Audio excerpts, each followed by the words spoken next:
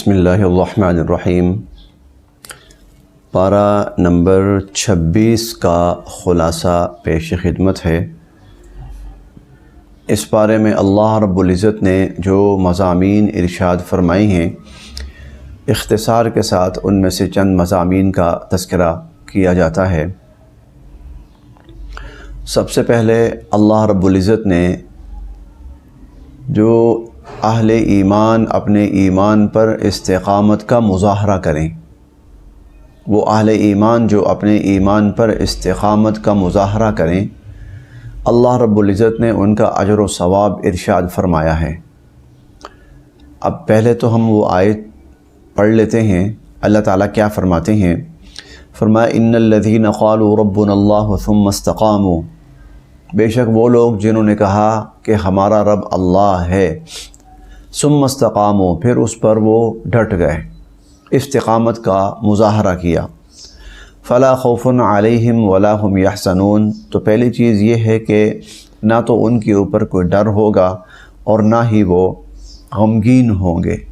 یہ آخرت کے اعتبار سے ہوتا ہے کہ قیامت والے دن جب دنیا خوف و دہشت میں مبتلا ہوگی تو اللہ رب العزت اس خوف سے اور آخرت کے غم سے ان کی حفاظت فرمائیں گے۔ اور دوسری بات فرمائی اولئک اصحاب الجنت خالدین فیہا، یہی ہیں جنتی لوگ اور یہ ہمیشہ ہمیشہ جنت میں رہیں گے، جزاء بما کانوا یعملون، یہ ان کے اس عمل کا بدلہ ہے جو وہ دنیا میں کیا کرتے تھے۔ اب استقامت کسے کہتے ہیں؟ استقامت کا مطلب یہ ہے کہ جب انسان نے ایمان قبول کر لیا اور ایمان اختیار کر لیا، یا وہ پیدائشی طور پر ایمان پر ہی پیدا ہوا ہے، گھریلو حالات، گھریلو ماحول وہ سب ایمان والا ہی ہے، تو اب اس کے بعد اگر کبھی ایمان کی وجہ سے مشکلات آئیں، جیسا کہ آزمائش آتی ہے، اہل ایمان کی آزمائش ہوتی ہے، تو اگر آزمائش آئے، مشکلات آئیں، تو وہ اپنے ایمان پر قائم رہے، کسی صورت وہ ایمان کو نہ چھوڑیں اور کسی صورت وہ ایمان سے دستبردار نہ ہو، اسے کہا جاتا ہے استقامت۔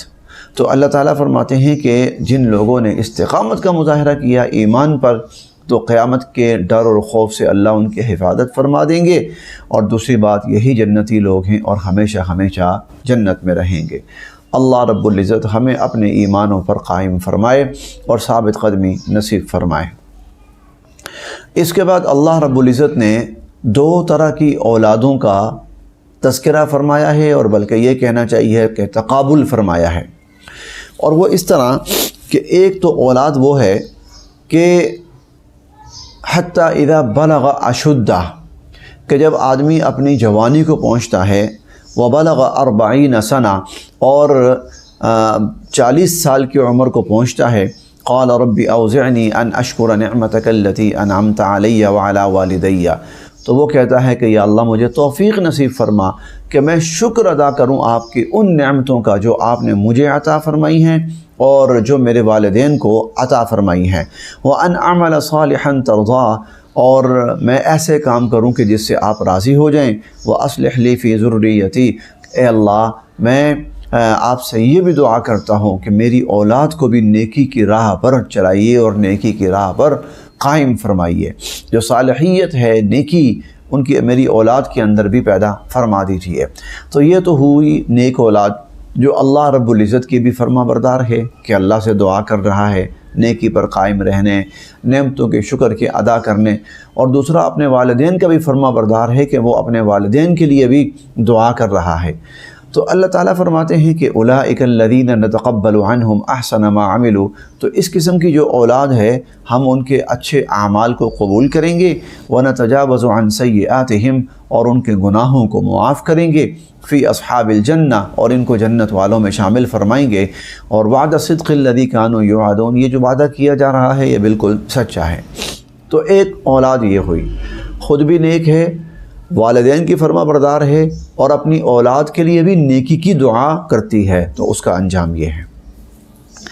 دوسری فرمایا والذی قال لوالدیہ اف لکما اتعداننی ان اخرج وقد خلت القرون من قبلی، دوسری اولاد یہ ہے کہ جو والدین کو تنگ کرتی ہے اور ان کو طعنے دیتی ہے اور ان پر طنز کرتی ہے اور ان کو برا بھلا کہتی ہے، اور ساتھ یہ بھی کہتی ہے کہ کیا آپ مجھے اس بات کی وعیدیں سنا رہے ہیں کہ میں قیامت والے دن زندہ کیا جاؤں گا؟ وقد خلت القرون من قبلی، جبکہ مجھ سے پہلے کتنی ہی قومیں دنیا سے کہیں کوئی زندہ ہوا ہے آج تک؟ وہما یستغیثان اللہ ویلک آمن، اور وہ جو ماں باپ ہیں وہ اس کو اللہ کا واسطہ دیتے ہیں کہ تو برباد ہو جائے گا، ایمان قبول کر، ان وعد اللہ حق، اللہ کا وعدہ سچا ہے۔ اب یہ دوسری اولاد ہے، دوسری قسم ہے اولاد کی۔ یہ وہ ہے جو نہ تو اپنے والدین کا فرما بردار ہے اور نہ ہی اللہ رب العزت کا اطاعت گزار ہے۔ یہ اولاد اللہ تعالیٰ فرماتے ہیں اولئک الذین حق علیہم القول فی امم قد خلت من قبلہم من الجن والانس، ہم نے پہلے سے جو ایک فیصلہ کر دیا ہے نا انسانوں اور جنوں کے بارے میں کہ وہ انسان اور جنات جو اللہ کی نافرمانی کریں گے وہ جہنم میں جائیں گے، انہم کانوا خاسرین، کہ وہ خسارے اور نقصان سے دوچار ہوں گے۔ تو یہ جو دوسری قسم کی اولاد ہے یہ اس قسم کے اندر شامل ہوگی۔ اس کا انجام بہت برا ہے، اس کا انجام جہنم ہے۔ وَلِكُلٍّ دَرَجَاتٌ مِّمَّا عَمِلُوا، اور ہر کسی کے اپنے اپنے درجات ہوں گے اپنے اپنے اعمال کے مطابق۔ تو اللہ رب العزت نے دو قسم کی اولادیں اور ان دونوں کا انجام یہاں بیان فرمایا۔ ایک نیک اولاد ہے تو اچھا انجام ہے، اللہ کی بھی فرما بردار ہے، والدین کی بھی فرما بردار ہے، اللہ کی بھی شکر گزار ہے، والدین کی بھی شکر گزار ہے، اور اپنی اولاد کی بھی نیکی کی دعا کرتی ہے، تو یہ اچھی اولاد ہے، ان کا ٹھکانہ جہنم ہے۔ اور دوسری جو اولاد ہے نافرمان ہے، اللہ کی بھی والدین کی بھی، تو ان کا ٹھکانہ جہنم ہے، اور بالآخر اس کے لیے خسارہ ہی خسارہ ہے۔ اصل میں اللہ تعالی ہمیں جو پیغام دینا چاہتے ہیں اور تعلیم دینا چاہتے ہیں وہ یہ ہے کہ تم ان میں سے کس اولاد کا انتخاب کرو گے، تم کون سی اولاد بننا چاہو گے؟ تو اچھی اولاد بنو جو اللہ پر بھی ایمان لائے اور آخرت پر بھی، کیونکہ اس کا انجام بالآخر بہت اچھا ہے۔ اسی طرح اس پارے کے مضامین میں سے ایک مضمون وہ جنات کا قرآن کریم سننا ہے اور قرآن کریم سن کر ایمان لے آنا ہے۔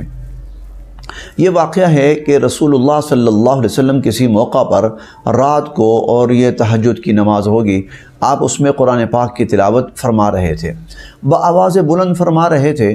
تو جس جگہ پر آپ تلاوت فرما رہے تھے گھر پہ نہیں تھے، کہیں باہر کسی وادی کے اندر تھے، وہاں سے جنات کی ایک جماعت کا گزر ہوا، جنات کی ایک جماعت گزری۔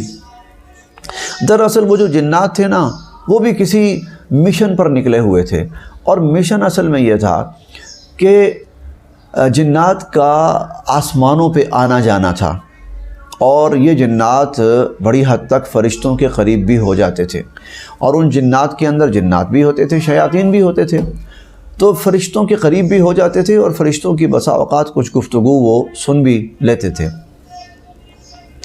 قرآن کریم کا نزول جب شروع ہوا تو جنات کا آسمانوں پر داخلہ بند کر دیا گیا۔ انہیں حیرت ہوئی کہ ایسا کیوں ہوا ہے، ہمارا داخلہ کیوں بند کر دیا گیا ہے آسمانوں کے اوپر؟ کوئی بڑا واقعہ رونما ہوا، اور انشاءاللہ 29ویں پارے میں سورہ جن جو ہے ہم تلاوت کریں گے، اس میں تو جنات باقاعدہ بتاتے ہیں کہ ہم پریشان ہوئے، اشر ارید بمن فی الارض ام اراد بہم ربہم رشدا، کہ کیا اللہ رب العزت نے زمین والوں کے لیے کسی عذاب کا فیصلہ کر لیا ہے، یا اللہ رب العزت نے ان کے لیے کسی خیر اور ہدایت کا فیصلہ کر لیا ہے؟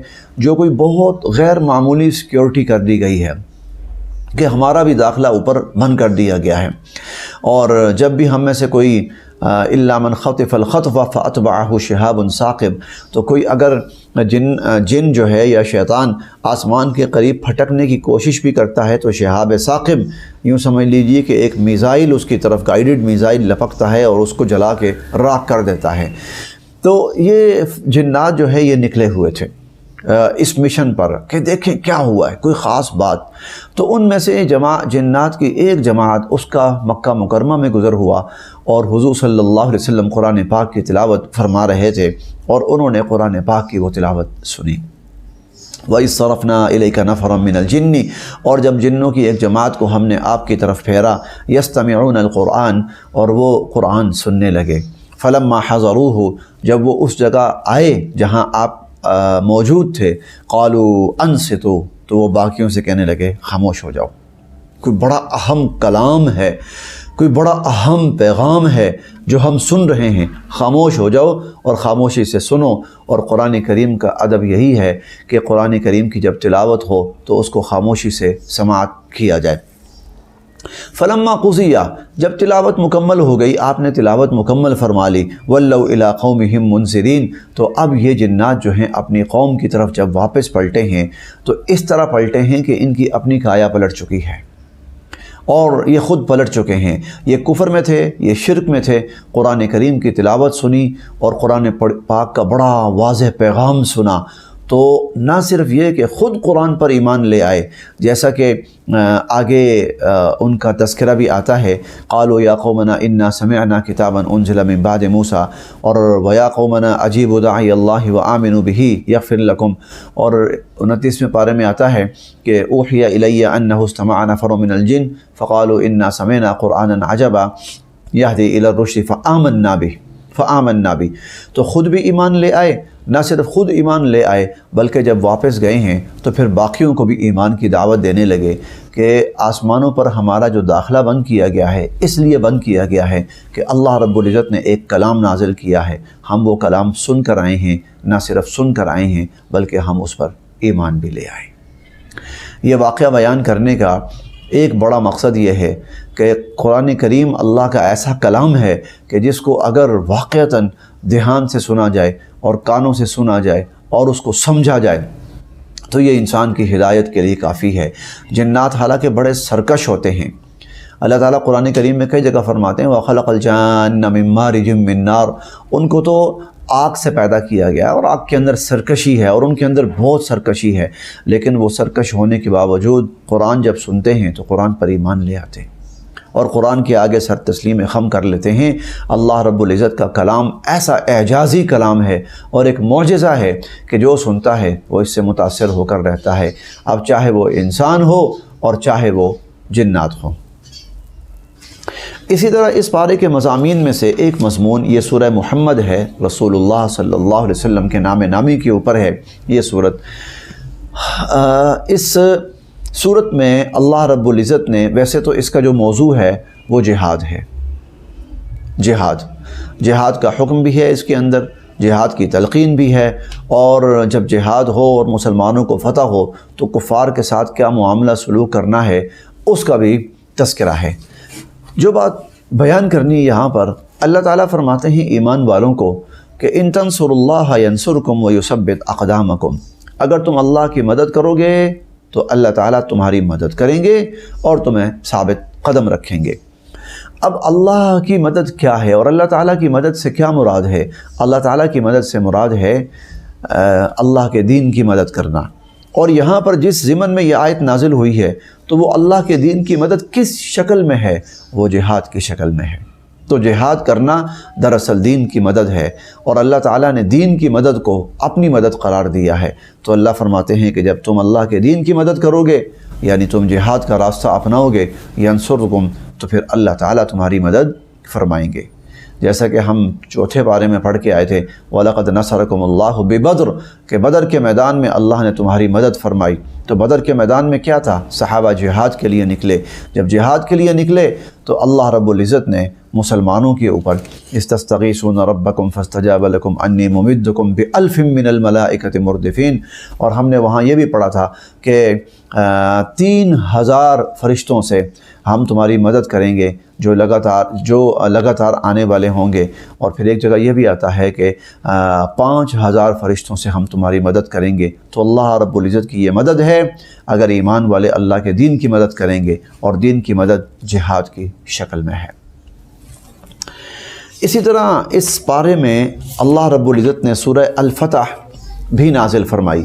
یہ قرآن کریم کی بڑی اہم صورتوں میں سے ایک صورت ہے سورہ الفتح، اور یہ جو الفتح ہے اس فتح سے مراد فتح مکہ ہے، یعنی نبی علیہ السلام کو اللہ تعالیٰ فرماتے ہیں انا فتحنا لک فتحا مبینا، ہم نے ایک بہت بڑی فتح وہ آپ کے لیے مقدر کر دی ہے اور اس کا فیصلہ کر دیا ہے، اور اس فتح کی ہم آپ کو بشارت اور خوشخبری سنا رہے ہیں، اور اس سے مراد مکہ کا فتح ہونا ہے، جو حضور علیہ الصلوۃ والسلام کا ایک معجزہ بھی ہے اور آپ کی ایک امتیازی صفت بھی ہے کہ آپ کے لیے مکہ المکرمہ کو فتح کرنا حلال کیا گیا اور وہاں جہاد کرنا حلال کیا گیا۔ یہاں اللہ رب العزت نے اس فتح مکہ کی بنیاد بھی بیان فرمائی کہ فتح مکہ کی بنیاد کیا چیز بنی ہے۔ فتح مکہ کی بنیاد دراصل صلح حدیبیہ بنی ہے۔ صلح حدیبیہ فتح مکہ کی بنیاد تھی۔ اور صلح حدیبیہ کیا تھی؟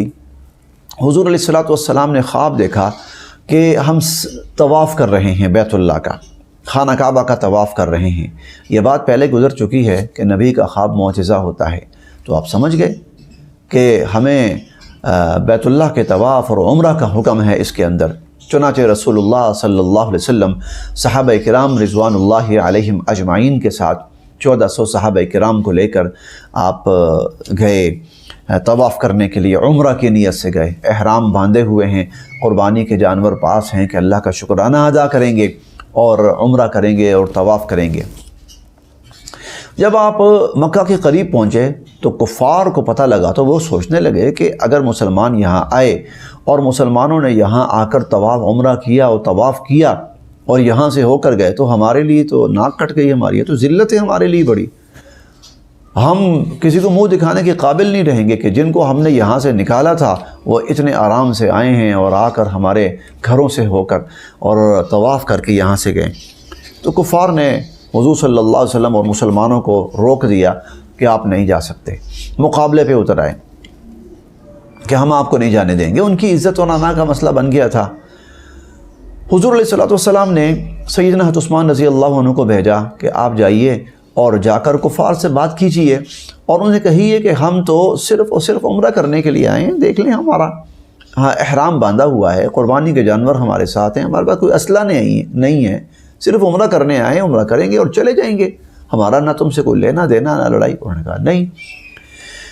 حضرت عثمان رضی اللہ عنہ جب گئے ہیں اور بات چیت کر رہے ہیں تو ایک افواہ مشہور ہو گئی، اور افواہ یہ مشہور ہو گئی کہ حضرت عثمان رضی اللہ تعالیٰ عنہ کو کفار نے شہید کر دیا ہے۔ جب یہ حضور صلی اللہ علیہ وسلم تک افواہ پہنچی، آپ یہی سمجھے، حضور علیہ الصلوۃ والسلام یہی سمجھے کہ واقعتاً ایسا ہو چکا ہے، حضرت عثمان رضی اللہ تعالیٰ عنہ شہید کر دیے گئے ہیں۔ تو حضور علیہ الصلوۃ والسلام نے صحابہ کرام کو جمع فرمایا۔ آپ نے فرمایا ہم کسی لڑائی کے لیے نہیں آئے تھے، لیکن کفار نے اب لڑائی کا ارادہ کر لیا ہے اور ہمارے ایک ساتھی کو شہید کیا ہے، تو اب ہم اس کا بدلہ لیں گے۔ چنانچہ حضور صلی اللہ علیہ وسلم نے بیعت لی صحابہ کرام سے، عہد کرو میرے ہاتھ پر، بیعت کرو میرے ہاتھ پر کہ اب ہم عثمان کے خون کا بدلہ لے کر جائیں گے۔ کفار کو جب یہ پتہ چلا، اچھا کفار کا خیر بات آگے کرتے ہیں، بعد میں کرتے ہیں، یہ جو بیعت ہوئی ہے تو یہ اس کا اللہ رب العزت نے بڑے ہی خوبصورت انداز کے اندر تذکرہ کیا، یہاں پر بڑے خوبصورت انداز کے اندر اور بڑی گہرائی کے ساتھ پڑھتے ہیں ذرا۔ ان الذین یبایعونک، اے نبی علیہ الصلوۃ والسلام وہ لوگ جو آپ کے ہاتھ پر بیعت کر رہے ہیں، انما یبایعون اللہ، تو بے شک وہ اللہ کے ہاتھ پر بیعت کر رہے ہیں۔ اللہ اکبر۔ بیعت کس کے لیے ہے؟ حضرت عثمان رضی اللہ عنہ کے لیے۔ کیا بیعت ہے؟ کہ عثمان رضی اللہ عنہ کو شہید کیا گیا ہے تو اس کا بدلہ لیں گے، قصاص لیں گے۔ بیعت اس لیے ہے۔ اللہ تعالیٰ فرماتے ہیں کہ یہ بیعت آپ کے ہاتھ پر کر رہے ہیں، لیکن اصل میں یہ اللہ کے ہاتھ پر بیعت کر رہے ہیں۔ اور آگے فرمایا ید اللہ فوق ایدیہم، اللہ کا ہاتھ ان سب کے ہاتھوں کے اوپر ہے۔ ہم ایک تصور کر سکتے ہیں، رسول اللہ صلی اللہ علیہ وسلم بیعت لے رہے ہیں، صحابہ آتے ہیں اپنا ہاتھ حضور کے ہاتھ میں دے رہے ہیں، صحابہ آتے ہیں اپنا ہاتھ حضور کے ہاتھ پہ دے رہے ہیں۔ یہ حضور علیہ الصلوۃ والسلام کا ہاتھ، اللہ معاف فرمائے، یہ صرف ایک سمجھانے کے لیے، ورنہ کہاں ہمارا ہاتھ اور کہاں حضور علیہ الصلوۃ والسلام کا ہاتھ، صرف سمجھانے کے لیے، اللہ پاک معاف کرے، استغفر اللہ۔ تو حضور کے ہاتھ پر صحابہ کا ہاتھ، اللہ تعالیٰ فرماتے ہیں ید اللہ فوق ایدیہم، نیچے آپ کا ہاتھ، اوپر صحابہ کا ہاتھ، صحابہ کے ہاتھ کے اوپر اللہ کا ہاتھ۔ گویا حضرت عثمان کے خون کا بدلہ لینا، اس بیعت کے اندر اللہ بھی شامل ہیں اور اس عہد کے اندر اللہ بھی شامل ہیں۔ اگلا جملہ بڑا معنی خیز ہے، فمن نکث فإنما ينکث علی نفسہ، یہ جو بیعت ہوئی ہے نا حضرت عثمان کا خون، حضرت عثمان کے خون کا بدلہ لینے کے لیے، جس نے اس سے منہ موڑا فإنما ينکث علی نفسہ، تو اس منہ موڑنے کا وبال پھر اس کے اوپر ہوگا۔ ومن اوفى بما عہد علیہ اللہ، اور جو اللہ سے عہد ہوا ہے جس نے یہ پورا کیا، فسیؤتیہ اجرا عظیما، تو اللہ رب العزت اسے بہت بڑے اجر سے نوازیں گے۔ اب یہاں ایک بات جو بہت قابل غور ہے، اللہ تعالیٰ اتنا وزن دے رہے ہیں اس بات کو، اور خود اس بیعت میں اپنی شمولیت کا تذکرہ کر رہے ہیں۔ وہ کیوں؟ اس لیے کہ عثمان رضی اللہ عنہ شہید نہیں ہوئے تھے، وہ حیات تھے، لیکن ایک وقت ایسا آنا تھا سیدنا عثمان غنی رضی اللہ عنہ نے شہید ہونا تھا۔ اللہ کے علم میں تھی یہ بات، حضرت عثمان رضی اللہ عنہ شہید ہوں گے۔ جب حضرت عثمان رضی اللہ عنہ شہید ہوں گے تو مسلمانوں کو کیا کرنا چاہیے؟ مسلمانوں کو جس طرح آج حضور کے ہاتھ پر بیعت کی ہے کہ عثمان کے خون کا بدلہ لیں گے، تو مسلمانوں کو پھر اس بیعت کو یاد رکھنا ہے اور عثمان کے خون کا بدلہ لینا ہے، حضرت عثمان رضی اللہ عنہ کے خون کا بدلہ لینا ہے۔ اسی لیے جب سیدنا حضرت عثمان رضی اللہ تعالیٰ عنہ شہید ہوئے تو مسلمانوں نے جو اس پر غیر معمولی غیرت کا مظاہرہ کیا، اس کی وجہ یہ تھی کہ اللہ رب العزت نے کہا تھا میرے ہاتھ پہ عہد کیا ہے، اس کو توڑنا نہیں ہے، جس نے توڑا تو اس کا وبال اس پر ہوگا، اور جس نے پورا کیا تو اللہ رب العزت اس کو بہت بڑا اجر عطا فرمائیں گے۔ اسی لیے اللہ تعالیٰ اگلی آیات میں فرماتے ہیں لقد رضی اللہ عن المؤمنین اذ یبایعونک تحت الشجرہ، اللہ رب العزت ان تمام ایمان والوں سے راضی ہو گئے جنہوں نے وہ ایک درخت کے نیچے حضور علیہ الصلوۃ والسلام کے ہاتھ پر بیعت کی، اور فعلم ما فی قلوبہم، اللہ کو تو پتہ ہے ان کے دل میں کیا تھا، ان کے دل میں ایمان تھا، ان کے دل میں اخلاص تھا۔ گویا جو حضور حضرت عثمان کے خون کے قصاص کا مطالبہ کر رہے ہیں یا کریں گے، تو اللہ رب العزت نے ان کی تائید فرمائی ہے، ان کے دلوں میں ایمان ہے، ان کے دلوں کے اندر نیکی ہے، ان کے دلوں کے اندر خدا کا خوف ہے، اور فانزل السکینۃ علیہم، اللہ رب العزت نے ان پر تسکین نازل فرمائی، واصابہم فتحا قریبا، اور بہت قریب اللہ رب العزت نے ان کو کچھ فتوحات دینے کا ارادہ فرما لی، نقد و نقد اللہ راضی ہوئے، اور چنانچہ اس کے بعد خیبر فتح ہوا۔ تو یہ جو خیبر فتح ہونا ہے یہ حضور علیہ الصلوۃ والسلام کے ہاتھ پر جو بیعت ہوئی تھی، اور بیعت حضرت عثمان کے خون کا بدلہ لینے کے لیے ہوئی تھی، اس پر اللہ رب العزت اتنے راضی ہوئے، اتنے خوش ہوئے کہ نمبر ایک اصابہم فتحا قریبا، اللہ نے مسلمانوں کے لیے قریب کی فتوحات کا فیصلہ فرما دیا، ومغانم کثیرۃ یاخذونها، اور اللہ رب العزت نے بہت سارے غنیمت کے مال مسلمانوں کو دینے کا ارادہ کر لیا، اور وعدکم اللہ مغانم کثیرۃ تاخذونها، اور فعجل لکم ہذہ، یہ تو اللہ نے فوری نقد خیبر فتح ہوا، اور یہ فتح بھی نصیب ہوئی، اور خیبر کی فتح کی صورت میں مال غنیمت بھی نصیب ہوا۔ سب کی بنیاد جو ہے وہ صلح حدیبیہ، وہ بیعت رضوان ہے، حضرت عثمان کے خون کا قصاص لینے کے لیے جو بیعت ہوئی ہے، سب کی بنیاد وہ بیعت ہے۔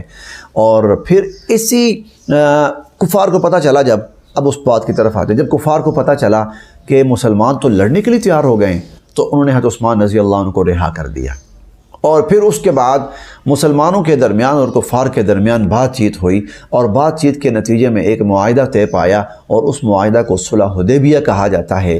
اور یہی معاہدہ جو ہے صلح حدیبیہ کا، بالآخر یہی آگے چل کر فتح مکہ کا ذریعہ بنا کہ جزیرۃ العرب کے اوپر اسلام غالب آیا، اور اس سب کے پیچھے بیعت ہے، اور بیعت حضرت عثمان رضی اللہ عنہ کے خون کا بدلہ لینے پر ہے۔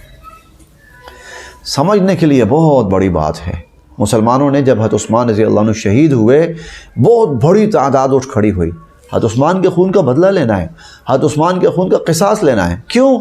ارے اللہ کے ہاتھ پر عہد کیا ہے، اللہ کے ہاتھ پر بیعت کی ہے، اور اللہ رب العزت نے عہد ہونے دیا، بیعت ہونی دی، اور اس بیعت کے اندر اپنے آپ کو شامل کر لیا، ید اللہ فوق ایدیہم۔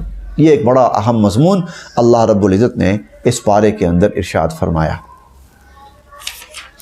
اب اسی طرح اس 26ویں پارے کے جو مضامین ہیں ان میں سے ایک سورہ الحجرات ہے۔ سورہ الحجرات کے دو بڑے مضامین ہیں، ایک حضور علیہ الصلوۃ والسلام کے آداب، اور دوسرا مسلمانوں کے باہمی آداب۔ مسلمانوں کے آپس کے باہمی آداب۔ حضور صلی اللہ علیہ وسلم کے جو آداب بیان فرمائے اللہ رب العزت نے، ان میں سے ایک ادب تو یہ ہے کہ لا تقدموا بین یدی اللہ ورسولہ، اللہ اور اس کے رسول سے آگے نہیں بڑھنا۔ آگے نہ بڑھنے سے مراد جہاں اللہ اور اللہ کے رسول کی بات آ گئی اور اللہ اور اللہ کے رسول کا حکم آ گیا تو ایک مسلمان کے لیے وہاں پر فل سٹاپ ہے، بس حرف آخر ہے یہ بات۔ اب اس میں یہ نہیں کہہ سکتا جی ہم تو یہ سمجھتے ہیں اور ہماری رائے تو یہ ہے اور ہمارا خیال تو یہ ہے، ہم زیادہ مناسب کسی اور چیز کو سمجھتے ہیں، نہیں۔ اللہ اور اللہ کے نبی کی جب بات آ گئی، اللہ کی اور اللہ کے نبی کی، بس حرف آخر۔ دوسری بات حضور علیہ الصلوۃ والسلام نے اللہ تعالیٰ نے یہ فرمائی کہ لا ترفعوا اصواتکم فوق صوت النبی، جہاں حضور علیہ الصلوۃ والسلام تشریف فرما ہوں تو گفتگو چل رہی ہو، مشاورت ہو رہی ہو، تو خبردار تمہاری آواز حضور علیہ الصلوۃ والسلام کی آواز سے اوپر نہیں ہونی چاہیے، ان سے اونچی نہیں ہونی چاہیے۔ ان تحبط اعمالکم وانتم لا تشعرون، اگر ایسا ہوا تو یاد رکھنا یہ بے ادبی شمار ہوگی اور اس بے ادبی پر تمہارے سارے نیک اعمال اللہ تعالیٰ ضائع اور برباد کر دیں گے، تمہیں پتہ بھی نہیں چلے گا۔ اچھا، اب جب تک حضور علیہ الصلوۃ والسلام حیات تھے تو یہ ادب تھا کہ آہستہ اپنی آوازوں کو آہستہ رکھنا ہے۔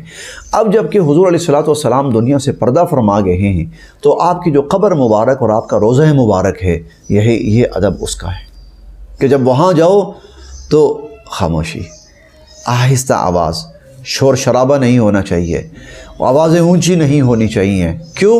اللہ کے نبی کا ادب آپ کی حیات مبارکہ میں بھی تھا اور دنیا سے آپ کے پردہ فرمانے کے بعد قیامت تک ہے۔ اسی طرح حضور علیہ الصلوۃ والسلام کے آداب میں سے ایک ادب یہ بھی بیان کیا گیا کہ ان الذین ینادونک من وراء الحجرات اکثرهم لا یعقلون، کہ اگر حضور علیہ الصلوۃ والسلام کے گھر کوئی آئے، آپ کے گھر کے دروازے پہ کوئی آئے تو اس طرح آوازیں نہ دے اور حضور علیہ الصلوۃ والسلام کو اس طرح نہ بلائے جس طرح کہ ایک دوسرے کو تم بلاتے ہو۔ اب ہوا یہ تھا کہ ابھی بہرحال یہ جو اسلامی تمدن ہے یہ ڈیولپ ہو رہا تھا۔ ایسا بھی ہوتا تھا کہ لوگ آتے تھے حضور علیہ الصلوۃ والسلام کے گھر تو باہر سے آواز دیتے تھے، اخرج یا محمد، کہ اللہ کے نبی باہر تشریف لائیے، آپ کا نام لے کر، یا محمد اخرج، باہر تشریف لائیے، ہم آپ سے ملنے کے لیے آئے ہیں۔ اللہ نے منع فرما دیا، یہ بے ادبی ہے۔ وَلَوْ أَنَّهُمْ صَبَرُوا، جو لوگ آئیں انتظار کریں، حَتَّى تَخْرُجَ إِلَيْهِمْ، یہاں تک کہ حضور علیہ الصلوۃ والسلام خود آپ کے پاس تشریف لائیں۔ تو حضور کو نہیں بلانا بلکہ حضور کا انتظار کرنا ہے کہ حضور تشریف لائیں۔ تو آوازیں نہیں دینی حضور صلی اللہ علیہ وسلم کو جیسے کہ آپس میں ایک دوسرے کو آوازیں دیتے ہو۔ یہ تین بڑے آداب حضور علیہ الصلوۃ والسلام کے بیان کیے گئے، اور پھر آگے مسلمانوں کے باہمی آداب بیان کیے گئے۔ یہ 6 معاشرتی آداب ہیں، اگر ہم ان کو اپنا لیں نا، آپ یقین کریں معاشرہ سدھر جائے گا، سنور جائے گا، معاشرہ پر امن ہو جائے گا۔ اب وہ کون سے ہیں؟ وہ آداب کون سے ہیں باہمی؟ نمبر 1، لا یسخر قوم من قوم، کسی مسلمان کو اجازت نہیں ہے کہ وہ کسی دوسرے مسلمان کا مذاق اڑائے۔ نہ مردوں کو اجازت ہے اور نہ ہی خواتین کو اجازت ہے کہ وہ آپس میں عورتوں کا مذاق اڑائیں۔ ہر وہ طرز عمل جس میں مسلمان کا مذاق اڑایا جائے، تمسخر کیا جائے، استہزاء کیا جائے، اللہ نے منع فرما دیا۔ پہلا، باہمی مسلمانوں کا تعلق اور حق۔ دوسرا، ولا تلمزوا انفسکم، کسی مسلمان کو جائز نہیں ہے کہ کسی مسلمان کے اوپر الزام عائد کرے، کسی مسلمان کے لیے جائز نہیں ہے، بلکہ ہر مسلمان کے لیے چاہیے کہ وہ دوسرے مسلمان کی عزت کرے۔ الزام کا مطلب ذلیل کرنا ہوتا ہے نا، ذلیل نہ کرے، اس کو معزز کرے اور اس کو عزت دے، یہ دوسرا ادب۔ تیسرا ادب، ولا تنابزوا بالالقاب، خبردار کسی کے برے نام نہیں رکھنے، کسی کو غلط القابات سے نہیں پکارنا۔ ولا تنابزوا بالالقاب۔ ذرا ایک لمحے کے لیے رکیے یہاں پر، ہم کیا کر رہے ہیں آج؟ بسا اوقات مذہبی بنیادوں پر اور بہت زیادہ سیاسی بنیادوں پر اپنے مخالفین کے ساتھ جو ہم کرتے ہیں، جو ان کے غلیظ نام ہم تجویز کرتے ہیں، جو بدترین نام ہم تجویز کرتے ہیں، اللہ رب العزت نے یہاں منع فرمایا۔ اسی وجہ سے تو دشمنیاں پڑی ہوئی ہیں، اسی وجہ سے تو نفرتیں پڑی ہوئی ہیں، اور اسی وجہ سے تو مسلمان ایک دوسرے کے دست و گریبان ہیں کہ وہ اس کے بڑے ہی غلط نام تجویز کرتا ہے اور وہ اس کے بڑے ہی غلط نام تجویز کرتا ہے۔ ہم نے ایک دوسرے کی پارٹیوں کے اور ایک دوسرے کی جماعتوں کے لوگوں کے کیا کیا نام رکھے ہوئے ہیں، استغفر اللہ، منع فرمایا اللہ نے، وَلَا تَنَابَزُوا بِالْأَلْقَابِ، اور آگے فرمایا وَمَن لَّمْ يَتُبْ، جس نے توبہ نہ کی فَأُولَٰئِكَ هُمُ الظَّالِمُونَ، وہ ظالم ہیں۔ یہ 3 احکامات ہو گئے۔ چوتھے، اجتنبوا كثيرا من الظن، کسی مسلمان کے لیے جائز نہیں ہے کہ وہ مسلمان کے بارے میں بدگمانی کرے۔ بدگمانی یعنی کوئی مسلمان کسی مسلمان کے بارے میں دل میں برا خیال لائے، اسے بدگمانی کہتے ہیں۔ دل میں برا خیال نہیں جائز، نہیں جائز، بلکہ حضور علیہ الصلوۃ والسلام فرماتے ہیں مومنوں کے بارے میں اچھا گمان رکھو، ظنوا بالمؤمنین خیرا، مومنوں کے بارے میں اچھا گمان رکھو کہ یہ بڑا نیک انسان ہوگا، بڑا اچھا انسان ہوگا، بڑا بھلا انسان ہوگا، یہ نیکی پر ہوگا، یہ خیر پر ہوگا، یہ رحمت پر ہوگا۔ مسلمانوں کے بارے میں بدگمانی نہ کرو، اور یہ تو شکل سے ہی لگ رہا ہے کہ برا ہوگا، اور فلاں جماعت ہے یہ تو ہوتی ہی بری ہے، فلاں لوگ ہیں یہ تو ہوتے ہی برے ہیں۔ نہ، مسلمان کسی مسلمان کے بارے میں بدگمانی نہ کرے، دل میں برا گمان بھی نہ لائے۔ یاد رکھیے گا، ایک مسلمان کے لیے دوسرے مسلمان کے لیے اچھا گمان رکھنا واجب ہے، اور بلا کسی عذر اور بلا کسی وجہ کے کسی کے بارے میں برا گمان رکھنا یہ حرام ہے، قطعی حرام ہے۔ یہ 4 ہدایات ہو گئیں۔ نمبر 5، ولا تجسسوا، ایک دوسرے کی ٹوہ میں نہ لگو، ایک دوسرے کی خامیاں تلاش کرنا کہ مجھے اس کے بارے میں کچھ پتہ لگے اور میں لوگوں کو بتاؤں، اور میں وائرل کروں اس کو، اور میں پھیلاؤں اس کو، لیں جی ہم آپ کو دکھا رہے ہیں، یہ دیکھو جی۔ ولا تجسسوا، اے لوگو ایک دوسرے کی جاسوسی میں نہ پڑو، ایک دوسرے کی ٹو میں نہ لگو۔ اور 6 ہدایت، ولا یغتب بعضکم بعضا، کوئی مسلمان کسی مسلمان کی غیبت نہ کرے۔ اور اس غیبت کے بارے میں اللہ نے کیا فرمایا کہ یہ تو ایسا ہے کہ جیسے اپنا کسی کا بھائی فوت ہو گیا ہے اور اس کی لاش پڑی ہوئی ہے، بھائی فوت ہو گیا، بھائی کی لاش پڑی ہوئی ہے، اور کوئی آدمی اپنے بھائی کی لاش، مردہ بھائی، اس کا گوشت کاٹے اور کاٹ کے کھانا شروع کر دے۔ ایحب احدکم ان یأکل، تم میں سے کوئی پسند کرتا ہے کہ وہ اپنے مردہ بھائی کا گوشت کھائے؟